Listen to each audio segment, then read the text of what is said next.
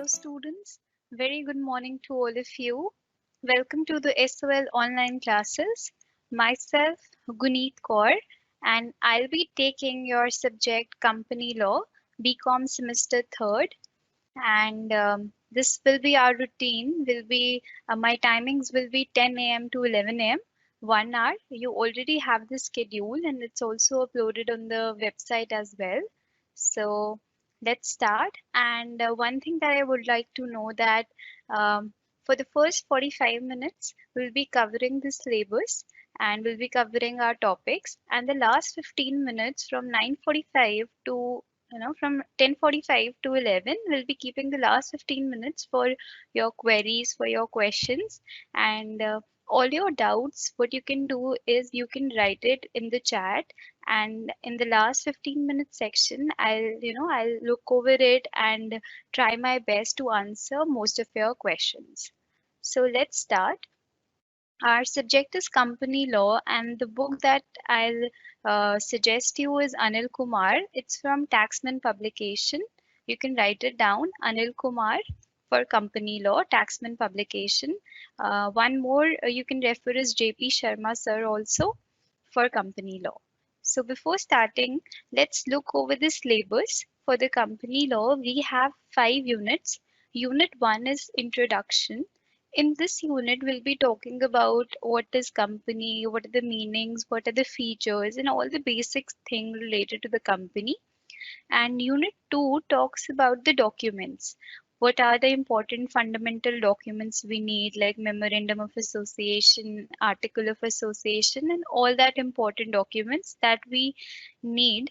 And Unit 3 talks about the management, role of directors, who are independent directors, what are their duties, roles. And next is Unit 4. In Unit 4, we'll be talking about the company's meeting, AGM, what is agenda, what is quorum, proxy, and all that things. Unit 5 talks about dividends and audit related to the company. What are the provisions regarding the payment of audit? Unit 6 talks about winding up. What is the role of NCLAT, National Company Law Appellate Tribunal?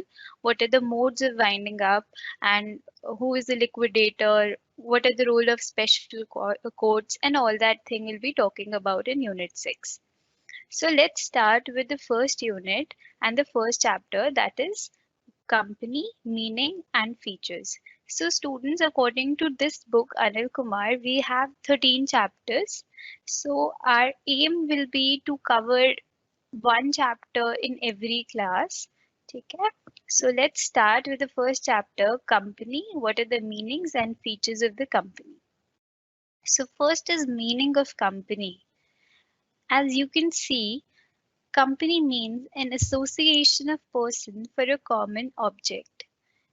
So company means an association of persons for a common object. So when lot of people come together to form a company, to work together towards a common objective, जब आप देखोगे बहुत सारे लोग साथ में आकर business करते हैं तो एक कॉमन पर्पस के लिए, जब उनका ऑब्जेक्टिव सेम होता है तो हम बोलते हैं कि इट इज अ कंपनी. और कंपनी किन की होती है? बहुत सारे लोगों की होती है, इसलिए हम कहते हैं कंपनी क्या होती है? It's an association of persons for a common object, क्योंकि सबका गोल तो एक ही होता है. अगर एक कंपनी है से बैग्स मैन्युफैक्चरिंग की, सो उनका ऑब्जेक्टिव क्या है? Bags manufacturing. So they have a common objective, and company क्या होती है? It's an association of person for a common objective. So again, company is meant an association of many persons who contribute money or money's worth to a common stock and employ it for a common purpose. So जब भी ये company form होगी, जो भी उसके members होंगे, members of company are called share holders. हम share holders बोलते हैं जो भी कंपनी के मेंबर्स होते हैं. So they come together to form a company with a common objective and they contribute their money. जब भी ये कंपनी फॉर्म होती है, जो कंपनी के मेंबर्स होते हैं जिनको हम शेयर होल्डर्स बोलते हैं, they contribute their money in the form of share capital for a common purpose, जो हमारी कंपनी का ऑब्जेक्टिव होता है. नेक्स्ट, थिंक हमें मीनिंग क्लियर हो गया. What is company? कंपनी क्या होती है? It's an association of person who contribute money for a common objective. ये हमारी सिंपल सी डेफिनेशन हो गई कंपनी की. तो कंपनी का जो ओरिजिन है वो कब से है? सो in 1600 AD, so company as a form of doing business has its origin in 1600 AD when the East India Company was established by way of a royal charter in England. So if you can see here in the highlighted section, आप देखो कि company हमारी 1600 AD at the time of Britishers, the company was started. तो company का origin बहुत पहले से है. जब ब्रिटिशर्स का रूल था, they formed a company and till now we are forming companies, right? So the act that we have and that we are talking about, जो हम पढ़ रहे हैं, हमारा ये जो कंपनी लॉ है, इसके लिए एक एक्ट है हमारा कंपनीज एक्ट 2013, जिसको हम फॉलो करेंगे. इससे पहले कंपनीज एक्ट 1956 था, बट इट गॉट अमेंडेड. ये एक्ट हमारा अमेंड हो गया. तो अब जो हम फॉलो करते हैं, the new act is companies act 2013, जिसको हम बोलते हैं इंडियन कंपनी एक्ट 2013, जिसके अंदर सारे लॉज होते हैं related to the companies. Okay, so let's read about Indian Companies Act 2013. The Companies Act 2013 was passed to consolidate and amend the law related to companies. So ये जो act बनाया गया to amend, to know about the rules and regulations related to companies, इस act में 7 schedules हैं, 29 chapters and 470 sections. The act extends to the whole of India. अब ये जो हमारा act है, ये whole of India के लिए applicable है, right? Next, let's talk about the nature and scope of act. So अब हमें ये समझ आ गया कि हम कंपनी लॉ पढ़ रहे हैं, मीन्स हम कंपनीज एक्ट 2013 के बारे में पढ़ाई कर रहे हैं. Will be talking about that. First of all हमने क्या पढ़ा? We understood the meaning of company. Company क्या होती है? It's an association of persons form for a common objective.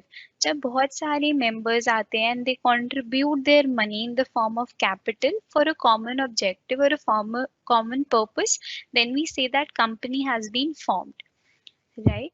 Now let's move forward with the nature and scope of the act. The Companies Act is the act of the central legislature which applies to companies throughout India on a uniform basis, except that it is applicable to the states of Jammu and Kashmir, Goa, Daman and Diu, and Sikkim, subject to provisions made in notifications issued by the central government.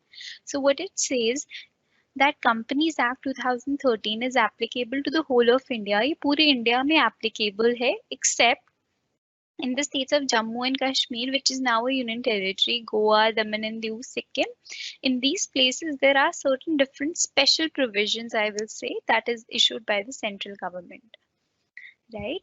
Now, this Companies Act 2013 is applied to all the companies incorporated under the Act.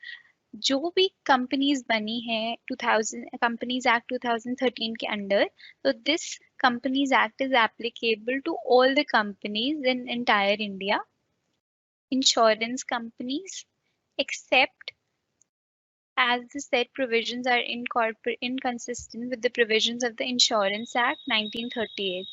So सारी insurance companies के ऊपर भी ये companies act applicable है, except this insurance companies also have their own act as well. जितनी भी insurance companies हैं उनके लिए अपना एक स्पेशल एक्ट भी है. सो कंपनीज एक्ट उनके लिए भी एप्लीकेबल है, एक्सेप्ट सर्टेन प्रोविजंस हैं जो वो अपने इंश्योरेंस एक्ट की फॉलो करेंगे.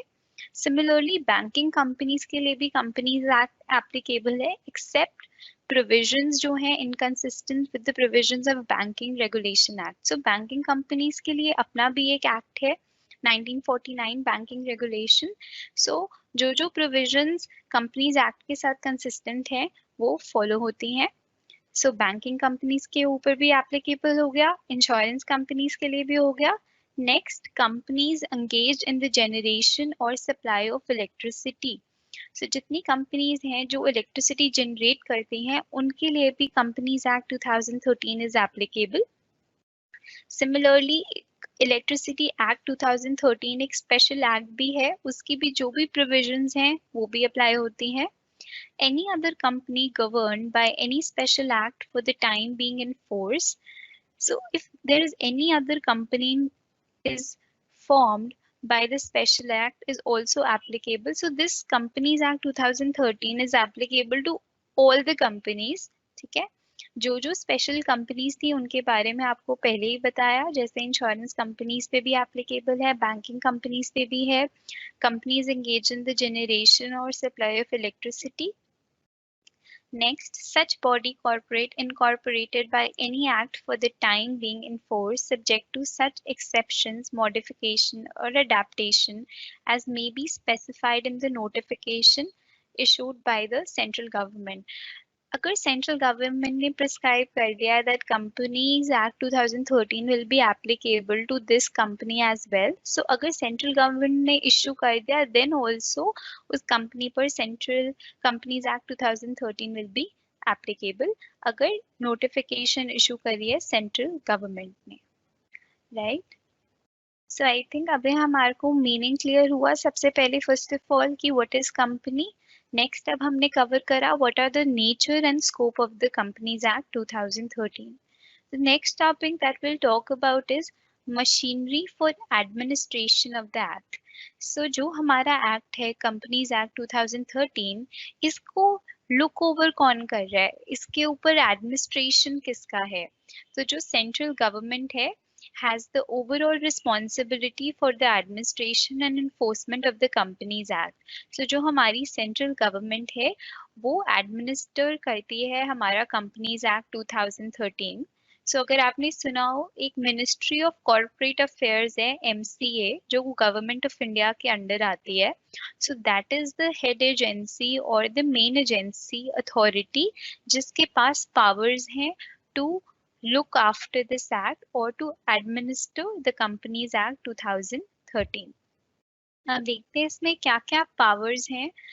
What are the powers are vested to the authorities created under the act? So ये जो हमारे एक्ट है कंपनीज एक्ट 2013, इसके अंदर क्या क्या पावर्स हैं उसके बारे में हम डिस्कस करते हैं। First of all tribunal. Tribunal means court. जो हम कोर्ट बोलो या आप ट्रिब्यूनल बोलो, it means the same.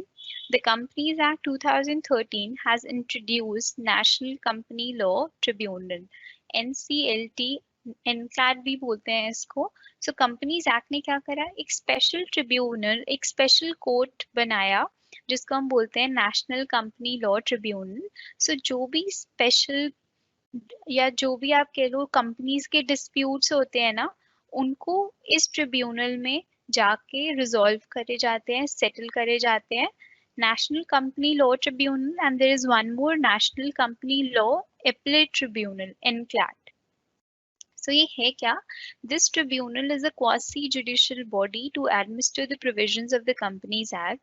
The tribunal exercises such powers which are conferred on it by the Companies Act and any other law for the time being in force. So in short, आप समझो कि Companies Act 2013 में एक special tribunal, एक special court form हुआ जिसको हम बोलते हैं national company law tribunal and national company law appellate tribunal. अब ये कोर्ट्स बने किस लिए? To resolve the disputes of the companies. अगर कंपनीज में कोई भी डिस्प्यूट आ जाता है या कोई भी उनको प्रॉब्लम होती है तो उसका रिजॉल्व करने के लिए they can directly go to these tribunal to resolve it, right. Next is regional directors. अब क्या करा सेंट्रल गवर्नमेंट सेड कि हम कुछ रीजनल डायरेक्टर्स अपॉइंट करेंगे जो आपके अपने स्टेट के, जो आपके यूटी के हैं वो हेड्स रहेंगे, they are called as regional directors. और उनका जॉब क्या होगा? They will supervise the working of the office of the registrar of the companies. अब एक चीज हम आगे जब पढ़ेंगे कंपनीज एक्ट में कि जब भी कंपनी फॉर्म होती है तो हम उसको रजिस्टर कराते हैं किससे? ROC से, जिसको हम बोलते हैं registrar of companies. So the central government ने क्या प्रोविजन दी? सेंट्रल गवर्नमेंट ने बोला कि हर स्टेट एंड हर यूटी के ऊपर, हर यूटी में रीजनल डायरेक्टर्स होंगे जो सुपरवाइज करेंगे किसका काम? रजिस्ट्रार ऑफ कंपनीज का and the official liquidators working in their region. अब ये हम पढ़ रहे हैं कि सेंट्रल गवर्नमेंट कैसे एडमिनिस्टर करता है, क्या उनकी मशीनरी है। तो वो उसने यही बताया है कि टू सुपरवाइज करने के उनके क्या क्या वेज हैं। फर्स्ट उन्होंने बोला कि ट्रिब्यूनल सेटअप हो जाएगा जिसको हम बोलते हैं national company law tribunal. Then they said that we can also have regional directors. वो क्या करेंगे? They will supervise the work of the ROC, Registrar of Companies, and the liquidators in all the states and union territories. Third, we have registrar of companies. तो अब हम समझते हैं कि what is registrar of companies. So ROCs are appointed by the central government under the Companies Act, are the full-time officers appointed in various states and union territories who are vested with the primary duty of registering companies floated in their respective states and UTs. So basically, the role of ROC, the role of registrar of company, is to registering is to register the companies in respective states and UT. तो अगर आप देखो को ROC होता है, उसका role क्या होता है? सिंपल, कि उनको रजिस्टर करना होता है कंपनीज। फॉर एग्जाम्पल, अगर आपको एक कंपनी फॉर्म करनी है, आप क्या करोगे? अपनी सारी डॉक्यूमेंटेशन करके, what all the documents are required, जो भी नेसेसरी डॉक्यूमेंटेशन है, आप वो करके you will go to the ROC who is registrar of companies, and then he has the duty of registering your company in your state and or in your union territory. Right, so अब आपको ये चीज clear है कि अगर आपको company register करनी है, आपको कहाँ जाना है? You will go to the ROC who is known as registrar of companies. Next is official liquidators. Official liquidators are the whole-time officers of the central government who are appointed to conduct the winding up of companies by the tribunal. So liquidate karna means winding up करना, we are closing things. So central government ने कुछ official liquidators भी appoint करे हैं, जिनको हम appoint करते हैं, जिनका रोल क्या होता है? Winding up of companies. जब भी कंपनीज वाइंडिंग अप होती हैं, तो उस केस में will go to the official liquidators. They exercise such powers and perform such duties as may be entrusted to them by the tribunal and the central government. Like ROC, Registrar of Companies, asks for registering the company. ROC का role क्या है? कि वो companies को register करे।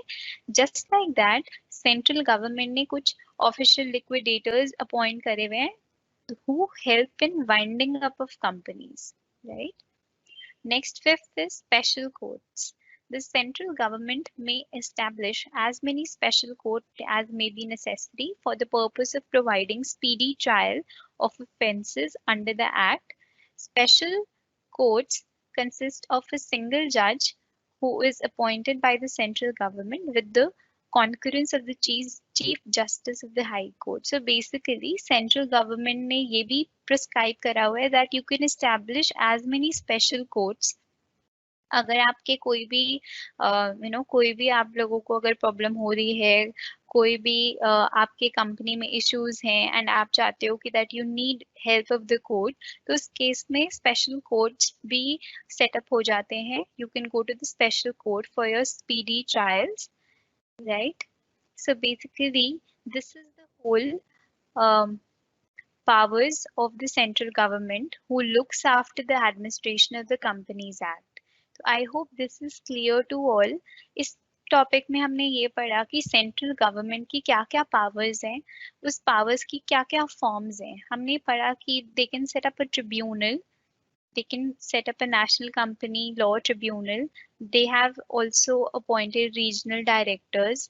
They have appointed ROC, registrar of companies. Then there are official liquidators who are appointed for winding up of companies. Then there are special courts for speedy trials. अगर आपको अपने decisions बहुत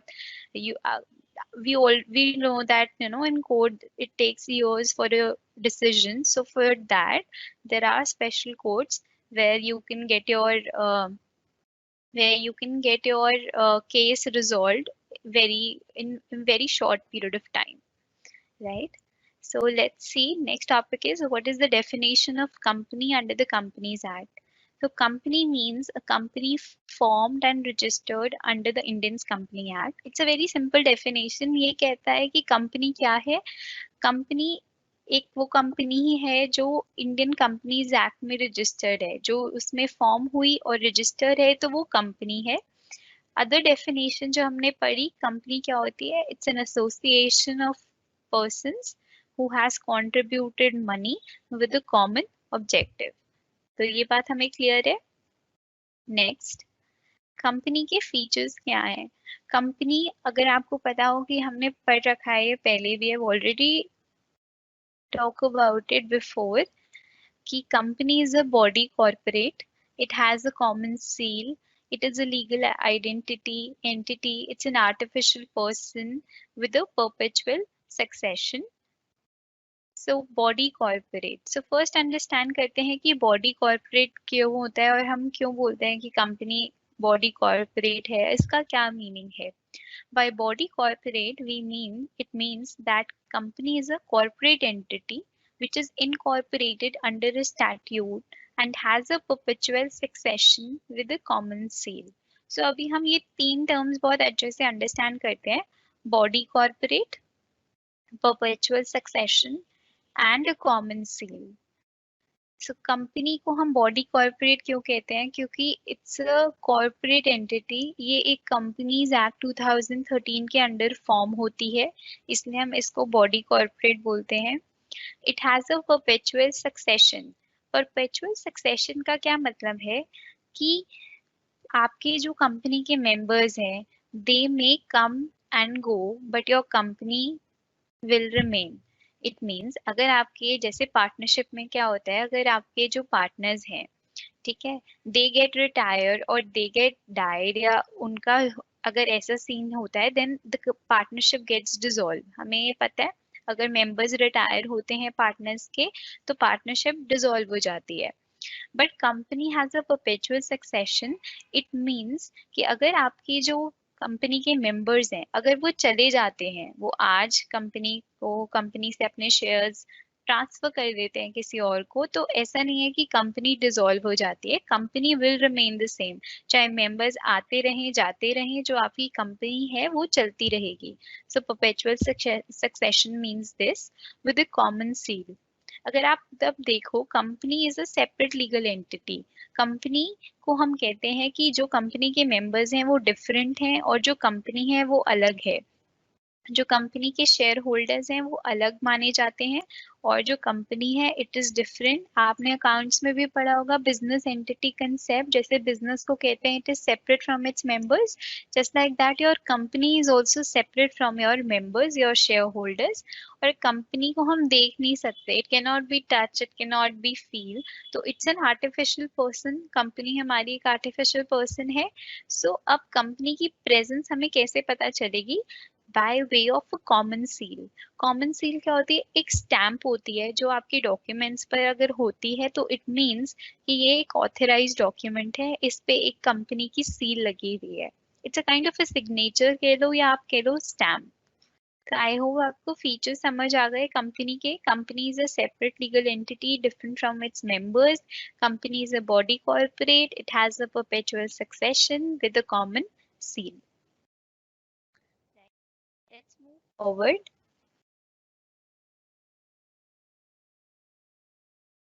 So now one more thing, body corporate में हमारे क्या क्या आता है?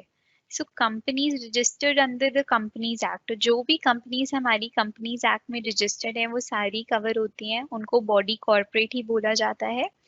Foreign companies are also known as body corporate. Corporations formed under Special Act of the Parliament. Public financial institutions ये भी body corporate में आते हैं.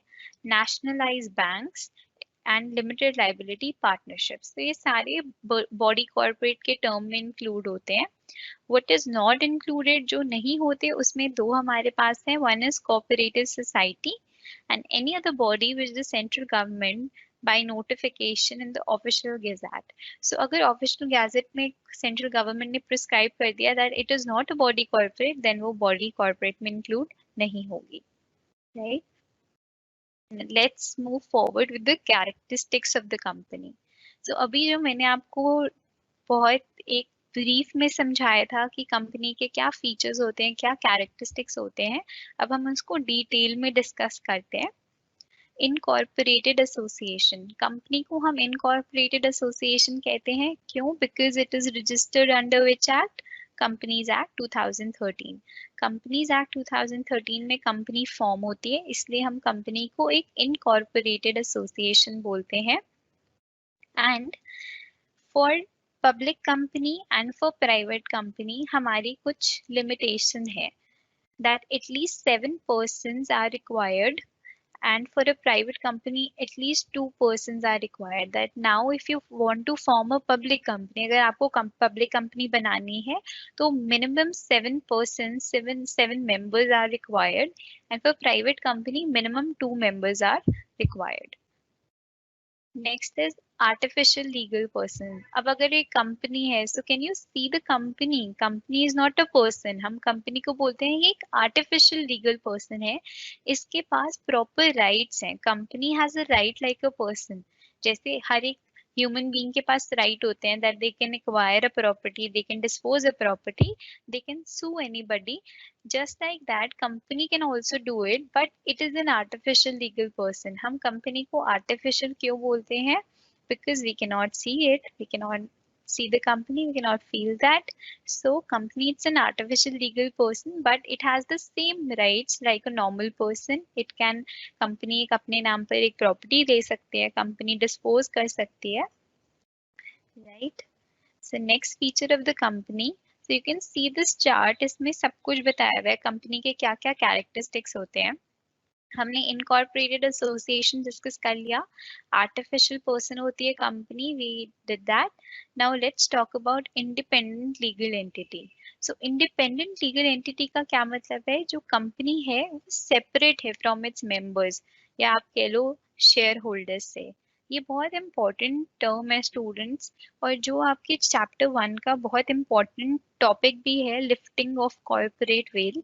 क्या मतलब है कि इंडिपेंडेंट लीगल एंटिटी, जो हमारी कंपनी है वो इंडिपेंडेंट है अपने मेंबर्स से. इस चीज को स्टूडेंट्स बहुत अच्छे से ध्यान रखना कि जो कंपनी के राइट्स हैं वो डिफरेंट है कंपनी के शेयर होल्डर्स से, और कंपनी अलग है. अगर सपोज कंपनी को लॉसेस हुए, कंपनी डेट में है, कंपनी वाइंड अप हो रही है, तो इस केस में company is only the whole sole person who is liable for the losses. ऐसा नहीं है कि कंपनी के शेयर होल्डर्स की प्राइवेट प्रॉपर्टी या प्राइवेट एसेट्स को टेक ओवर कर लिया जाएगा अगर कंपनी लॉस में है. तो जो कंपनी के लॉसेस हैं, जो कंपनी की लाइबिलिटीज हैं, वो कंपनी की हैं, एंड जो कंपनी के मेंबर्स हैं, जो शेयर होल्डर्स हैं, जो उनकी लाइबिलिटी है वो उनकी पर्सनल है. सो there is a difference between these two things. Always remember that company is one separate legal entity different from its shareholders. ये दोनों चीजें बहुत separate रहेंगी. So independent legal entity कहा गया है. Company is an autonomous body, self-controlling and self-governing. It can hold and deal with any type of property of which it is the owner in any way. Right? Next topic, next point. Okay, so before going to the next point, there is a very important case. ये आप एक बार ध्यान रखो कि independent legal entity है company, separate from its share holders. इसमें एक बहुत इंपॉर्टेंट केस है, Solomon versus Solomon and company limited. ये बहुत इंपॉर्टेंट है, इसको आप अच्छे से याद भी करना और समझना कि इस केस में क्या हुआ. Solomon versus Solomon and company. तो जो मिस्टर सोलोमन थे उनका अपना एक शू बिजनेस था, ठीक है. सो व्हाट ही डिड, उन्होंने क्या करा, उन्होंने अपनी एक न्यू कंपनी फॉर्म करी, सोलोमन एंड कंपनी लिमिटेड. ठीक है, उन्होंने अपनी न्यू कंपनी फॉर्म करी, सोलोमन एंड कंपनी लिमिटेड, जिसमें 7 शेयर होल्डर्स थे, one he himself, his wife, daughter and 4 sons. So Solomon ने अपनी एक कंपनी बनाई, The newly formed company purchased the sole proprietorship business of Mr. Solomon. So Mr. Solomon का अपना business था. Then उन्होंने क्या करा? He has made a new company जिसमें उन्होंने अपनी family को अपना members बनाया, 7 shareholders. Then जो उनकी अपनी new company थी, उस company ने purchase कर लिया उनका अपना previous जो business था Mr. Solomon का. ठीक है, उन्होंने उनका बिजनेस, उनकी न्यू कंपनी ने उन्हीं का ही जो पहले प्राइवेट बिजनेस था उसको एक्वायर कर लिया. और जब उसको एक्वायर करा तो कितने में परचेज करा? By giving 20,000 pound shares and 10,000 pound debentures and the balance in cash to Mr. Solomon. So जो सोलोमन की कंपनी ने जब उनका बिजनेस जो था 40,000 पाउंड्स में परचेज करा, तो उन्होंने बोला हम इसकी पेमेंट कैसे करेंगे? बाय गिविंग 20,000 शेयर्स जो हमारी न्यू कंपनी के हैं, 10,000 debentures and the balance in case to mister Solomon. So जो डिबेंचर्स होते हैं, आपको पता है debentures is a type of a loan जो हम इशू करके लेते हैं. ठीक है, अब क्या होता है, जो मिस्टर सोलोमन की न्यू कंपनी है जो फॉर्म हुई वो लिक्विडेट हो गई ड्यू टू ट्रेड डिप्रेशन. जो मिस्टर सोलोमन की न्यू कंपनी है उसको लॉसेस हुए. ठीक है, वो अब वाइंडिंग अप हो रही है, लिक्विडेट हो रही है. जब वो वाइंडिंग अप हो रही तो the company were running short of its liability. जब वो कंपनी वाइंड अप हो रही थी उसको अपनी लाइबिलिटीज पे करनी थी बाय 11,000 पाउंड्स. सो जो कंपनी के अनसिक्योर्ड क्रेडिटर्स थे उन्होंने बोला कि before paying it to the debenture holder, और इस केस में डिबेंचर होल्डर कौन है? Mister Solomon. तो जो कंपनी के अनसिक्योर्ड क्रेडिटर्स थे जिनको पैसा मिलना था, लेना था कंपनी से, मिस्टर सोलोमन से, उन्होंने बोला कि before paying to mister Solomon, before paying to the debenture holder, हमें हमारी पेमेंट वापस करो, हमें मिलनी चाहिए. तो जो कोर्ट था, कोर्ट सेड, जब कोर्ट के पास ये केस गया तो दे सेड कि जो मिस्टर सोलोमन है, जो अनसिक्योर्ड क्रेडिटर्स थे ना, उन्होंने क्या बोला? उन्होंने बोला कि जो मिस्टर सोलोमन को डिबेंचर्स इशू करे गए थे 10,000, उसकी पेमेंट आप अभी मत करो, पहले अनसिक्योर्ड क्रेडिटर्स को पेमेंट करो. बिकॉज दे सेड कि वो जो 10,000 डिबेंचर मिलने हैं वो मिस्टर सोलोमन को ही मिलने हैं, एंड ये जो कंपनी है मिस्टर सोलोमन की है. ही सेड कि जो unsecured creditors say, they said they both are the same parties. So then in this case the court said that company is always a separate legal entity. Company हमेशा अलग रहेगी अपने share holders से. Solomon की company थी and Solomon ही share holders है, so they both are different parties. Mister Solomon is a separate legal entity and the company is a separate legal entity. ये दोनों चीजें different हैं, they are not the same things. So in that case Mr. Solomon को सबसे पहले payback करा जाएगा before the unsecured creditors. So this case said the only thing is that that a company is always a separate legal entity, वो different रहेगी अपने shareholders से. One also very important case is Lee versus Lee Air Farming Limited. This you will study yourself. This is a homework that you have to revise this case. This case also talks about the separate legal entity concept. Next topic is, next characteristic feature is separate property. The corporate property is clearly distinguished from the members' property. Members have no direct proprietary rights to the company. So जो हमारी company होती है वो एक separate property है. हम ये नहीं कह सकते जो कंपनी के शेयर होल्डर्स हैं, जो मेंबर्स हैं, वो उनका राइट है कंपनी की प्रॉपर्टी पे. जैसे अगर सपोज एक कंपनी ने कुछ एसेट्स एक्वायर करे हैं, लैंड ली है, बिल्डिंग ली है, मशीनरी परचेज करी है, so this entire property belongs to the company and not the members, because we know that they both are the separate parties. Next is perpetual existence. A company has perpetual succession. मैंने आपको बताया that the company remains the same and it goes forever. Members may come and go. देखो members आते रहे, members जाते रहे, new members आते रहते हैं, पुराने members change हो जाते हैं. जो company है वो कभी भी dissolve नहीं होती. company सिर्फ terminate हो सकती है by law. The existence of the company can be terminated only by law. अगर लॉ कह देता है, अगर कोर्ट में डिसाइड होता है that this company is no longer no longer should work या should exist, then in that case only law has the power to terminate the company. Otherwise company has perpetual succession, members आए या members जाएं, company go on forever. Okay. Next is common seal. A company is an artificial person and it has no physical existence, so it cannot sign. अब हमें पता है company जो है वो एक artificial person है और इट के नॉट साइन। जैसे हम लोग कोई डॉक्यूमेंट होते हैं उसको वैलिडेट करने के लिए हम लोग सिग्नेचर्स करते हैं, बट कंपनी कोई एक आर्टिफिशियल पर्सन है, सो उसके लिए ऑथराइजेशन के लिए एक कॉमन सील बोलते हैं जिसको हम स्टैम्प भी कह सकते हैं, which is the official signature of the company. So अगर आपसे पूछे what is common seal, so common seal is the official signature of the company. Separation of ownership and management. So एक चीज ध्यान रखो, अभी हमें ये समझ आया that a company is a separate entity, company different है अपने मेंबर्स से। ओनर्स ऑफ द कंपनी हम किसको बोलते हैं? शेयर होल्डर्स को, बिकॉज उन्होंने अपना मनी इन्वेस्ट करा होता है कंपनी में। And separation of ownership and management, जो हमारे ओनर्स होते हैं वो डिफरेंट होते हैं, हो सकते हैं मैनेजर से। जैसे एक कंपनी है उसमें बहुत सारे शेयर होल्डर्स हैं, now to manage that company हमने बहुत सारे डायरेक्टर्स अपॉइंट करे हैं, मैनेजर्स अपॉइंट करे हैं, so they are different. Ownership different हो सकती है और जो मैनेजमेंट है वो डिफरेंट हो सकती है। कंपनी को मैनेज करने के लिए मैनेजर्स अपॉइंट करते हैं, but we know that they are just the salaried employees, they are the managers who work under the company, but owners कौन है? कंपनी के राइट किसके पास है? शेयर होल्डर्स के पास।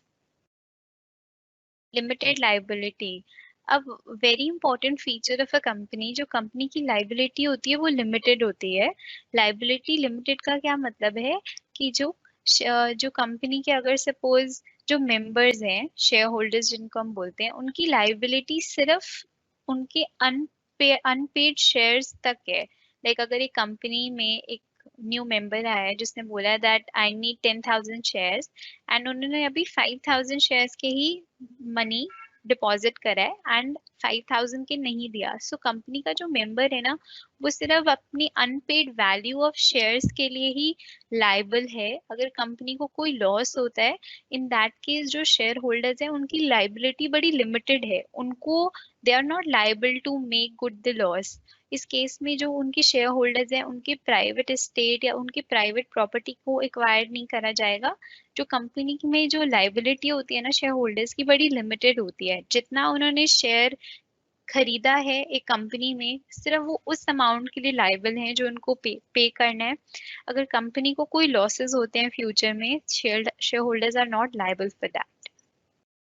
ट्रांसफरेबिलिटी ऑफ शेयर्स, जो कंपनी के शेयर्स हैं दे आर इजीली ट्रांसफरेबल। आपने शेयर खरीदा कंपनी का, आप किसी को आगे सेल कर सकते हो, आप किसी को ट्रांसफर कर सकते हो, ठीक है, जैसे नॉर्मली स्टॉक एक्सचेंज में होता है, people buy and transfer shares. So these are all the characteristics of the company जो हमने पढ़े। Now let's talk about what are the advantages of the company. Company के क्या क्या फायदे हैं, कंपनी के क्या क्या एडवांटेज हैं। फर्स्ट इज कॉन्टिन्यूटी, ये चीज हमने डिस्कस करी परपेचुअल सक्सेशन में, दैट जो कंपनी है वो कंटिन्यू रहती है। मेंबर्स आए मेंबर्स जाएं, मेंबर्स की डेथ, मेंबर्स की इंसॉल्वेंसी, इंसैनिटी से कोई फर्क नहीं पड़ता, the company will go on forever. Large capital, another advantage क्या है कंपनी का कि लार्ज कैपिटल हम एक्वायर कर सकते हैं। अगर मैं एक पब्लिक कंपनी फॉर्म कर रही हूँ and for my business I want lot of capital, so I'll prefer to form a company because I can then sell the shares of the company and raise money. हम company में अपने shares cell करके बहुत सारा पैसा generate कर सकते हैं। Very good feature, limited liability. अभी हमने पढ़ा बेनिफिट क्या है कंपनी फॉर्म करने का, कि इसमें लिमिटेड लाइबिलिटी है।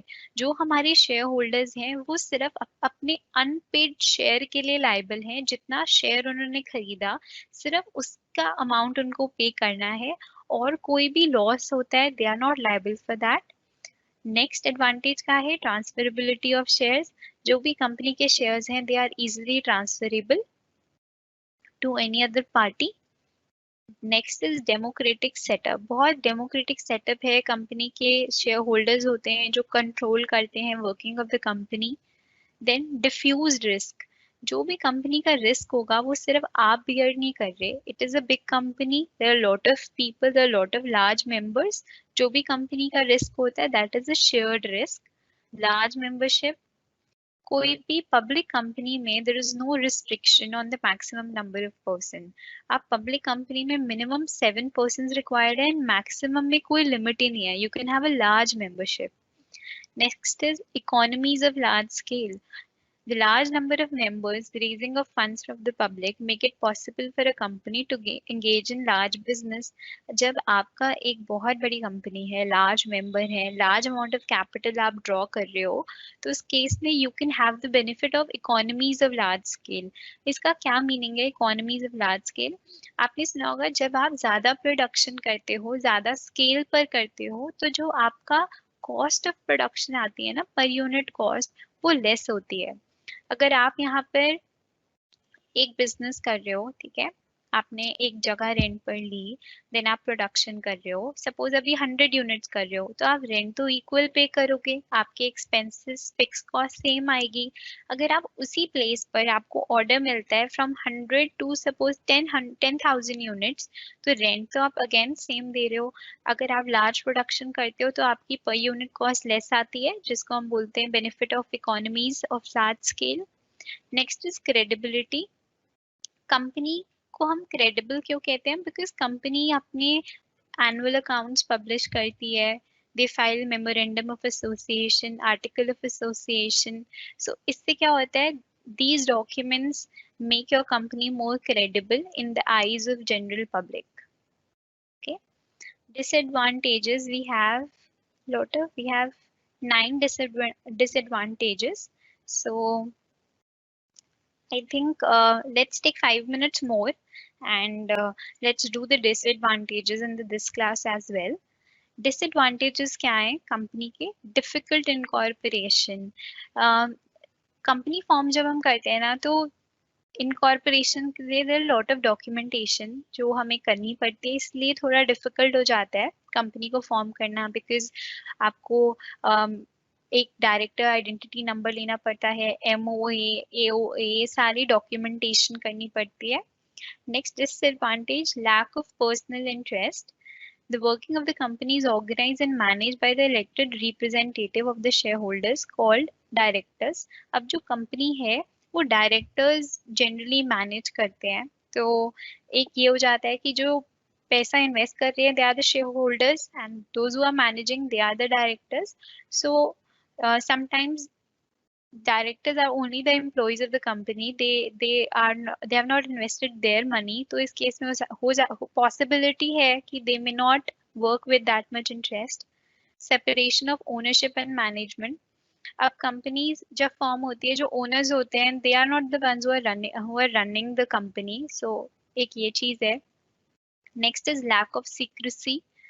सिंस इट्स अ कंपनी, बहुत सारे मेंबर्स हैं, सीक्रेसी मेंटेन करना पॉसिबल नहीं है। Too many legal formalities. अब कंपनी है तो लीगल फॉर्मेलिटीज भी होंगी। Then slow decision making process. Obviously large members की कंपनी है, स्लो डिसीजन मेकिंग प्रोसेस होगा because you need consultation, you need approval of all the members. Possibility of frauds. Fraud भी होने के चांसेस हैं क्योंकि सेपरेशन है, जो ओनर्स हैं वो अलग हैं जो कंपनी मैनेज कर रहे हैं वो अलग हैं। Domination of majority. अब कंपनी है तो यहाँ पर क्या होता है, whenever you have to take a decision आपको सारे मेंबर्स का अप्रूवल चाहिए। So sometimes who are in the majority उनका डिसीजन अप्रूव होता है। Social disadvantages, the rise of big companies. अब now there are a lot of big companies in India, तो एक social disadvantage है, ज़्यादा pollution हो रहा है, ज़्यादा wastage of resources है, but on the same hand there is a growth, there is economy growth, so हम social disadvantage भी एक factor है, but on the same end there is growth factor जो हमें ज़्यादा important लगता है for a developing country like India. So we will do the next remaining part of the chapter 1, company distinguished from partnership firm. अब जो भी आगे के जो भी हमारे important topics रहते हैं इस chapter 1 के, will continue in the next class. I hope आपको आज की क्लास से हमने जो भी topics पढ़े वो आपको समझ आ गए. So जो भी आपके doubts हैं, you can directly post it in the question and answer chat box and I'll solve it. So let me know what all doubts you have.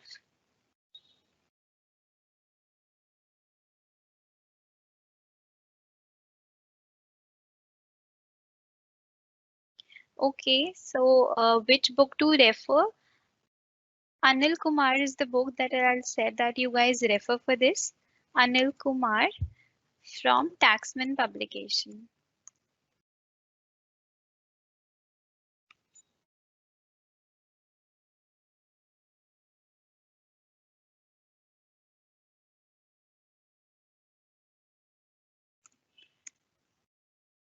Book that you will refer is Anil Kumar for Company Law, Taxman Publication.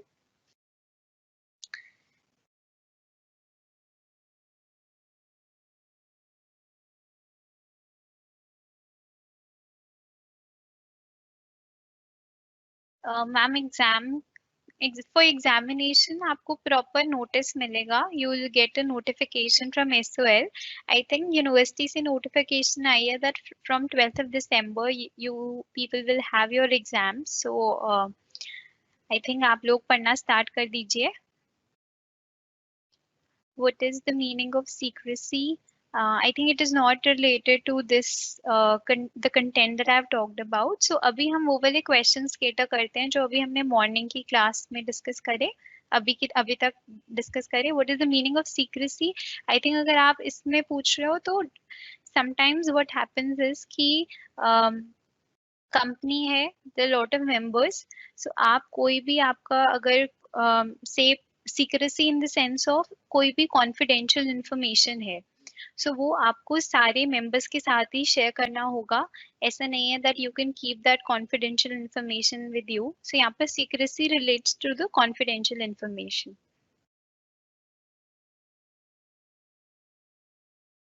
Any other doubt related to the company introduction, meaning of company, any other thing? Characteristics of the company, advantages of the company.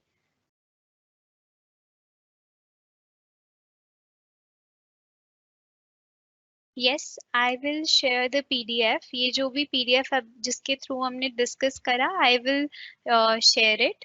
आपको ये मिल जाएगी. Teams app पर ही एक drive बनी हुई है, वहां पर I will post it and you can see that. Mode of exam as of now, mode of exam will be OBE. But अगर कोई भी change होगा, आपको inform कर दिया जाएगा. Okay, please explain last disadvantage. Okay.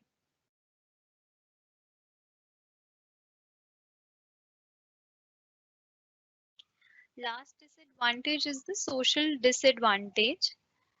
The rise of big companies and multinational has certain social disadvantages such as monopolistic tendencies, wasteful expenditure, wastage of resources and pollution. Now, this term social disadvantage means now if you have formed a company, there are a lot of companies are being formed of, there are a lot of MNCs that are there in India now. So what happens with a lot of companies forming up, there'll be a lot of more pollution, lot of wasteful expenditure. But ये एक बहुत minimal point है जिसको हम इतना इतना important factor consider नहीं करते बिकॉज इंडिया जो एक हमारी डेवलपिंग कंट्री है यहाँ पर अभी हमें रिक्वायरमेंट है ऐसी कंपनीज से ताकि हमारी इकोनॉमी ग्रोथ हो, एम्प्लॉयमेंट अपॉर्चुनिटीज हो. इसलिए ये जो सोशल डिसएडवांटेज है जो कि हो रहा है, डेफिनेटली ज्यादा कंपनीज हैं इससे वेस्टफुल एक्सपेंडिचर होता है, but that can be ignored.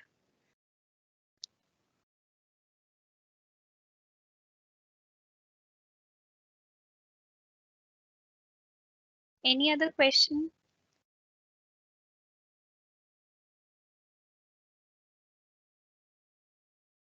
Can one partnership convert into company? Yes, you can convert your partnership into company, but they both are different things.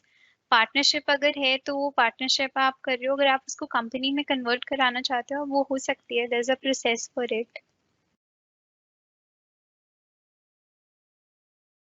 Book I have already told Anil Kumar that you have to refer.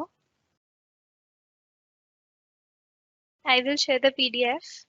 Why do we call artificial to a company? हम company को artificial क्यों बोलते हैं? Because you cannot see it. आप company को क्या देख सकते हो? अगर एक आपने कोई company form करी है, you cannot see it. So it's only on the papers. एक company separate legal entity है, which cannot be seen, which cannot be feel. इसलिए हम इसको artificial बोलते हैं. It has the rights like a normal person. एक company के पास एक नॉर्मल पर्सन की तरह सारे राइट्स हैं. वो अपने नाम पर एक प्रॉपर्टी खरीद सकती है, बेच सकती है, डिस्पोज कर सकती है. बट आर्टिफिशियल इसलिए बिकॉज हम कंपनी को just like a real normal person हम उसको देख नहीं सकते, इसलिए हम कंपनी को आर्टिफिशियल लीगल पर्सन कहते हैं.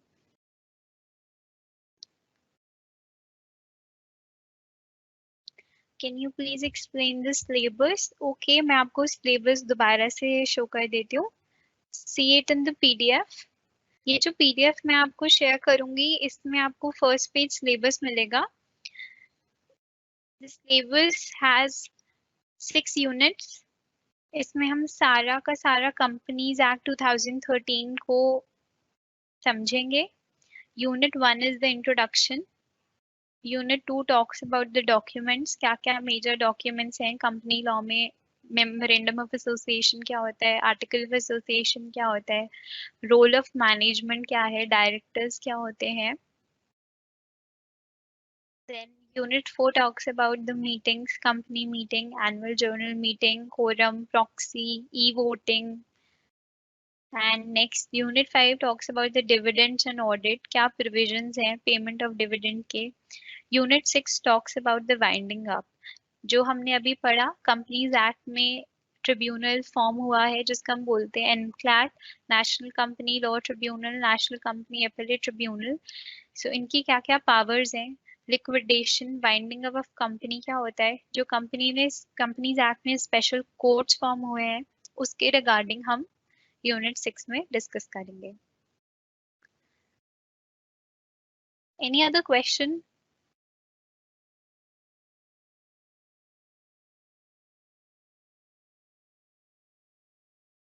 One more thing that I think you can see the schedule on the SL website. जो हमारी क्लास है वो 10 AM to 11 AM ये फिक्स टाइमिंग है टिल 10th of December तक का. So join your class on time. Sharp 10 AM we'll start the class.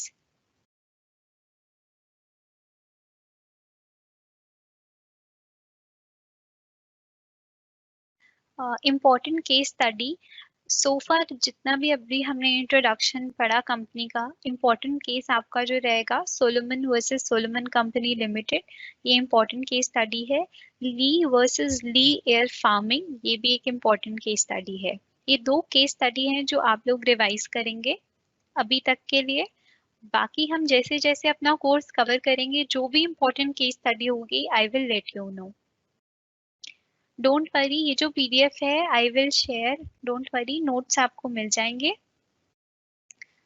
Please repeat the last topic. जो हमने लास्ट टॉपिक पढ़ा था वो था characteristics of the company. Company के एडवांटेजेस एंड डिसएडवांटेजेस. कंपनी के एडवांटेजेस कैरेक्टरिस्टिक में से ही पिक होते हैं. जैसे कंपनी का एडवांटेज क्या है कि कंपनी में क्या बेनिफिट है कि एक तो लार्ज मेंबर्स हैं तो आप लार्ज कैपिटल रेज कर सकते हो. वन ये बेनिफिट हो गया. परपेचुअल सक्सेशन है. कंपनी के जो मेंबर्स हैं वो आए या वो जाएं, वो इंसॉल्वेंट हो, इंसैनिटी हो या डेथ हो, इन सभी केसेस में कंपनी डिसॉल्व नहीं होती. Company has perpetual succession. ठीक है. एंड कंपनी के और क्या क्या हमारे एडवांटेजेस हैं कि लिमिटेड लाइबिलिटी है. ये बहुत इंपॉर्टेंट एडवांटेज है कि कंपनी के जो मेंबर्स हैं उनकी लाइबिलिटी बड़ी लिमिटेड है. अगर कंपनी लॉस में सपोज लॉसेस होते हैं कंपनी को तो वो शेयर होल्डर्स लाइबल नहीं है कंपनी के लॉसेस के लिए. वो सिर्फ जितना शेयर होल्डिंग उनके पास है सिर्फ उतने अमाउंट के लिए वो लायबल है। इसके अलावा कंपनी में कोई भी लॉसेस हो तो वो शेयर होल्डर्स लायबल नहीं होंगे इसके लिए। तो ये एडवांटेजेस थे, और लास्ट टॉपिक में हमने डिसएडवांटेजेस करें। डिसएडवांटेजेस मींस जैसे मेजॉरिटी, अगर कंपनी फॉर्म कर रही है तो एक डिसएडवांटेज क्या है कि उसमें मेजॉरिटी का रूल होगा कि अगर बहुत सारे मेंबर्स हैं तो जो जिस भी डिसीजन पर मेजॉरिटी अप्रूव करेगी दैट डिसीजन विल पास। जैसे आप देखते हो नॉर्मल हमारे गवर्नमेंट में भी होता है, राज्यसभा लोकसभा में भी आप देखते हो वोटिंग होती है, जो मेजोरिटी जिसको वोट देती है that decisions pass. Just like that company में भी बहुत सारे हमारे शेयर होल्डर्स जो होते हैं उनकी जो वोटिंग होती है, जिसका डिसीजन जिस जितने भी मेंबर्स का ज्यादा डिसीजन जिस भी डिसीजन के लिए होगा दैट विल पास। सो एक ये हमारा डिसएडवांटेज हो जाता है कि मेजोरिटी रूल होता है यहाँ पर। एंड देन इज जो ओनरशिप है और वो मैनेजमेंट में डिफरेंस है कि जो हमारी कंपनी होती है वो हमारे डायरेक्टर्स या मैनेजर्स रन करते हैं, बट जो पैसा होता है वो हमारे शेयर होल्डर का इन्वेस्टेड होता है। सो समटाइम्स ये होता है कि जो डायरेक्टर्स हैं उनका पर्सनल इंटरेस्ट इतना है कि वो कंपनी को इतने अच्छे से चलाएं या ना चलाएं, क्योंकि they are not the one जिनका पैसा लगा हुआ है। जैसे आप नॉर्मल कंपनीज में भी देखते हो जो शेयर होल्डर्स होते हैं, मेन इन्वेस्टमेंट तो उनकी होती है ना, बट जो कंपनी को रन कर रहे होते हैं वो डिफरेंट होते हैं। तो समटाइम्स उनका पर्सनल इंटरेस्ट अगर इतना नहीं होता तो कंपनी क्या ना करे loss. Main difference between a partnership and a company, main difference आप ये कह सकते हो, ये हम नेक्स्ट टॉपिक कवर करेंगे नेक्स्ट क्लास में, मैं आपको अभी बता देती हूँ। मेन डिफरेंस क्या है, जो कंपनी है ना it has to be registered under the Companies Act 2013। ये लीगल एंटिटी है। अगर आप कंपनी को रजिस्टर नहीं होगी ना तो वो कंपनी बनेगी नहीं। फर्स्ट ऑफ ऑल आपको इसको रजिस्टर कराना पड़ेगा। पार्टनरशिप में ऐसा कुछ भी कंपल्शन नहीं है कि आपको पार्टनरशिप एक्ट 1932 में आपको रजिस्टर कराना है। आप करना चाहो तो कर सकते हो, बट कंपनी जब तक रजिस्टर नहीं होगी तो वो फॉर्म नहीं होगी, बिकॉज कंपनी एक लीगल एंटिटी है।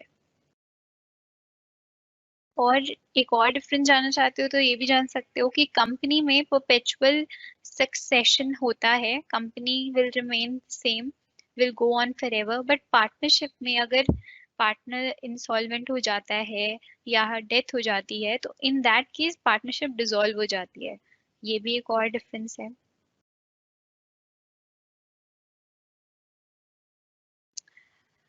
CA exam is in December, so have like exam of BCom. So अभी सो फार आपकी डेट शीट नहीं आई बीकॉम एग्जाम की, so it's too early to decide. Maybe आपके एग्जाम क्लैश ना हो and you can give your exam.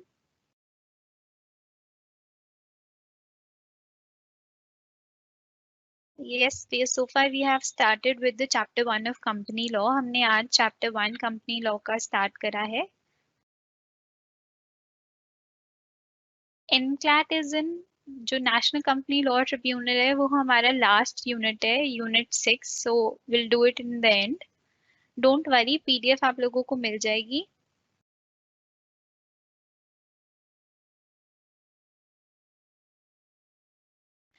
Okay, social disadvantage I will repeat one more time. ठीक है, social disadvantage क्या होता है, जब भी बहुत सारी कंपनीज जब सेटअप होती हैं तो it can lead to wasteful expenditure, pollution create होता है। बट इस सोशल डिसएडवांटेज इतना बड़ा नहीं हम मानते, बिकॉज कंपनीज के फॉर्म होने से हमें बेनिफिट है, हमें एम्प्लॉयमेंट अपॉर्चुनिटीज मिलती हैं। सोशल डिसएडवांटेज बस यही है कि बहुत सारा वेस्टफुल एक्सपेंडिचर है, पोल्यूशन है, बहुत सारी कंपनीज फॉर्म होने से, कंस्ट्रक्शन एक्टिविटीज टेकिंग प्लेस। आप देखते हो कि कंपनीज के लिए स्पेस कहाँ से आती है, they cut down trees and they form companies, they you know do it. तो बस यही सोशल डिसएडवांटेज है।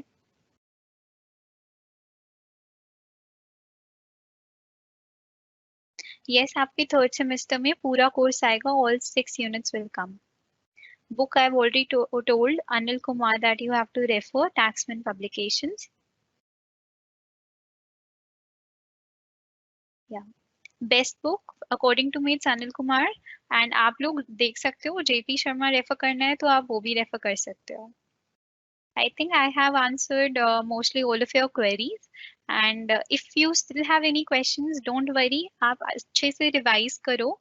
आज हमने जो भी टॉपिक कवर करा, I will share the PDF and we will continue in the next class. Thank you for your time. Have a good day.